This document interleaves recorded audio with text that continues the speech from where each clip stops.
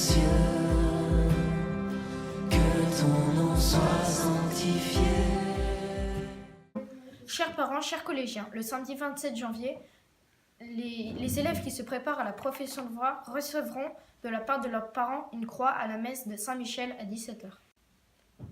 Nous connaissons la croix de Jésus, mais nous avons voulu en savoir plus. Et nous avons demandé au Père Éric, notre curé et accompagnateur, de nous en dire plus. Bonjour Père Éric. Bonjour. Pourquoi la croix est-elle le symbole des chrétiens? La croix est le symbole des chrétiens parce que Jésus, tout simplement, est mort sur la croix. Mais nous savons qu'il n'est pas simplement mort, que Dieu l'a ressuscité. Et donc la croix est devenue un symbole de l'amour et pas simplement un symbole de mort. Chez les Hébreux, plutôt chez les Romains, la croix était symbole de mort parce que les esclaves qui étaient punis, qui avaient commis un crime, étaient crucifiés. C'était un supplice horrible. Et donc pour les gens de l'époque, la croix était un symbole que l'on cachait. Les premiers chrétiens n'osaient pas représenter la croix.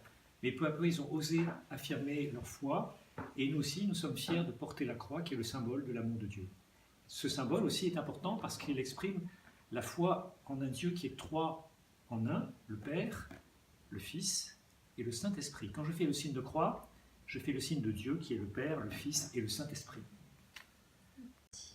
Est-ce important de placer des crucifix dans nos salles de classe ou nos maisons?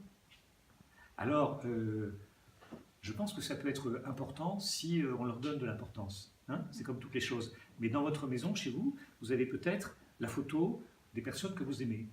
Peut-être la photo de nos parents, de nos grands-parents, de nos enfants, voilà. Et donc, quand on met la croix dans une maison, c'est parce que, pas simplement pour protéger, parce que ce n'est pas la croix comme objet qui nous protège, mais pour que nous pensions au Christ quand nous sortons de la pièce. Par exemple ici, il y a une croix au-dessus de la porte. Quand nous entrons dans la pièce, nous disons oui, Jésus est présent avec moi et je sais qu'il m'aime parce qu'il a donné sa vie pour moi. Que pourrions-nous nous dire samedi quand nos parents vont nous remettre la croix autour du cou?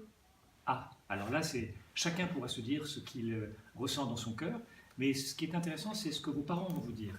Qu'est-ce qu'ils vont vous dire? Peut-être qu'ils vont se souvenir qu'un jour, quand vous avez été baptisé, eh bien, le premier geste qu'ils ont fait pendant la célébration du baptême, c'est de faire une petite croix sur le front. Quand un enfant est baptisé, quand on l'accueille dans la communauté des chrétiens, on trace un signe de croix en signe d'accueil, les parents, le parrain et la marraine. Donc là, eh bien, ils pourront faire la même chose. Vous donnez la croix, vous êtes grand maintenant, ils ne vont pas vous faire une petite croix, mais ils vont vous donner une vraie croix et vous dire « Je t'ai fait connaître Jésus et maintenant c'est à toi de le porter dans ta vie. » Ok? Ok. La suite samedi 27 janvier à 17h à Saint-Michel.